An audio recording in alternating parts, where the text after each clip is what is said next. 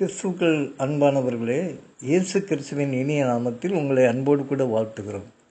இந்த நாள் நாம் சிந்திக்கிறதான காரியம் கர்த்தருடைய ஜெபம்.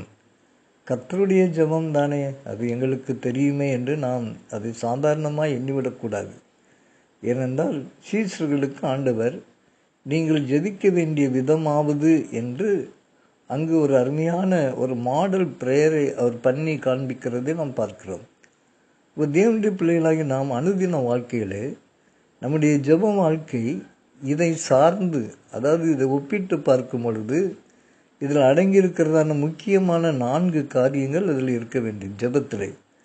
அதில் முதலாவது என்ன ஜெபம்? தேவனை ஆராதிப்பது. 2வது என்ன ஜெபம் அதில் அடங்கியிருக்கிறது? நம்முடைய அன்றாட தேவைகளுக்காக விண்ணப்பம் பண்ணுவது. 3வது என்ன ஜெபம்? பாவங்களை மன்னிக்கிற ஜெபம்.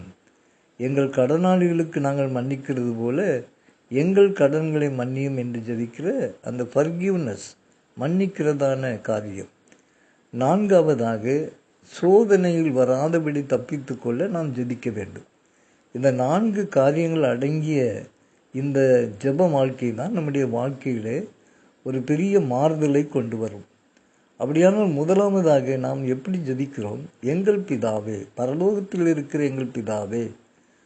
அப்படியானால் அவருடைய நாமத்தை நாம் அறிந்து, அது பரிசுத்தமுள்ளதான நாமம் என்பதை அறிந்து நாமும் பரிசுத்தமாக வாழ வேண்டும் அல்லவா? இன்னுமாக இந்த பூமிக்குரிய காரியத்தை அல்ல, உம்முடைய ராஜ்யம் வரட்டும் ஆண்டவரே என்று சொல்லி ஜெபிக்கிற ஜெபம். 3வது அதே காரியத்தை பார்க்கும் பொழுது வொர்ஷிப்பில் என்ன காரியம் வருகிறது? தேவனை ஆராதிப்பதிலே அவருடைய நாமத்தை மையப்படுத்தி அவருடைய ராஜ்யத்தை தேடி இன்னுமாக அவருடைய சித்தத்தை செய்ய நாம் அழைக்கப்படுகிறோம்.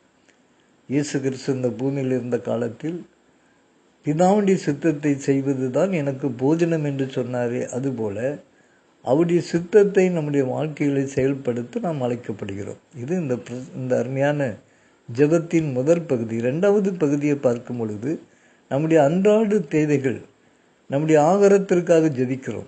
அதிலே ஆகாரம் மாத்திரமல்ல, எல்லாமே அதில் அடங்கி இருக்கிறது.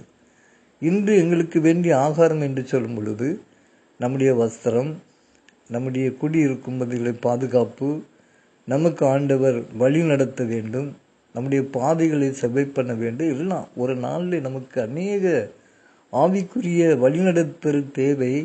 ஆகவே நம்முடைய தனிப்பட்டதான காரியத்திற்காக ஜெபம் பண்ண வேண்டும். அன்றன்றுள்ள தேவைகளை சந்திப்பதற்காக ஜெபிக்க வேண்டும். 3வதாக ஆண்டவருடைய குணாதிசயங்களை பெற்றுக்கொள்ள நாம் செய்ய வேண்டிய காரியம், அவர் நம்மை மன்னித்தது போல நாமும் மற்றவர்களை மன்னிக்க வேண்டும். குடும்பத்திலே மனைவி புருஷனை மன்னிக்க வேண்டும், மனைவி புருஷனை மன்னிக்க வேண்டும். எப்பொழுது? தினந்தோறும் மனஸ்தாபம் வரும், தினந்தோறும் சில பிரச்சனைகள் வரும். அதுபோல் நம் அலுவலகத்திலே ஒருவரை ஒருவன் மன்னிக்க வேண்டும். சமுதாயத்திலே, சர்ச்சிலே நாம் மன்னிக்க அனுபவம் இல்லாதபடி இருந்தால் நம்முடைய திருச்சபை ஆவிக்குரிய திருச்சபையாக வளர முடியாது. ஆகவே இந்த மன்னிப்பை எல்லா திருச்சபையின் பிள்ளைகளும் கடைபிடிக்க வேண்டும். வீட்டிலே, சமுதாயத்திலே, ஆலயத்திலே இந்த ஃபர்கிவ்னஸ் இருக்க வேண்டும், மன்னிப்பு இருக்க வேண்டும். 4வதாக நம்முடைய ஆவிக்குரிய ஜீவியமே முழுமையாக நாம் வெற்றி உள்ள ஒரு வாழ்க்கை வாழ வேண்டுமே, ஆனால் ஜெபிக்க வேண்டும். சோதனைக்குள் நாம் தப்பித்து கொள்ள ஒரே வழி ஜெபம். ஆகவே நமக்கு 3 விதத்திலே நமக்கு சோதனை வரும். மனிதர்கள் மூலமாய், ஆண்களுக்கு பெண்கள் மூலமாய், பெண்களுக்கு ஆண்கள் மூலமாய் சோதனை வரலாம். அதே நேரத்தில் சில இடங்கள் நமக்கு சோதனையாக இருக்கலாம், சில பொருட்கள் நமக்கு சோதனையாக இருக்கலாம். உதாரணமாக ஒரு காரியத்தை இச்சிப்பது, சில பொருட்களை வாங்க வேண்டும் என்று இச்சிப்பது, இது சோதனை. ஆகவே இந்த 4 முக்கியமான காரியம் அடங்கியது தான் இந்த கர்த்தருடைய ஜெபம் என்பதை நாம் அறிந்து கொண்டு அனுதினமும் இந்த காரியத்திலே நாம் தேர்ச்சி பெற்றவர்களாய் காணப்பட வேண்டும். ஆகவே ஆண்டவர் சொன்ன அந்த அருமையான கர்த்தருடைய அந்த ஜெபத்திலே அடங்கியிருக்கிற 4 காரியங்கள்: ஆண்டவரை ஆராதிப்பது, அன்றாட தேவைகளுக்காக ஜெபம் பண்ணுவது, மற்றவர்களை மன்னிப்பது, இன்னுமாக நாம் வெற்றி உள்ள ஒரு வாழ்க்கை வாழ நம்முடைய சோதனைகளை ஜெயிப்பது. இது போன்ற காரியத்தில் வெற்றி பெற நாம் இந்த ஜெபத்தின் மாடலை நாம் ஒவ்வொரு நாளும் பின்பற்றி நாம் ஜெப வாழ்க்கையில முன்னேறுவோம். தேவன் தாமே அப்படிப்பட்டதான கிருபைகளை ஆண்டவர் நமக்கு தருவாராக.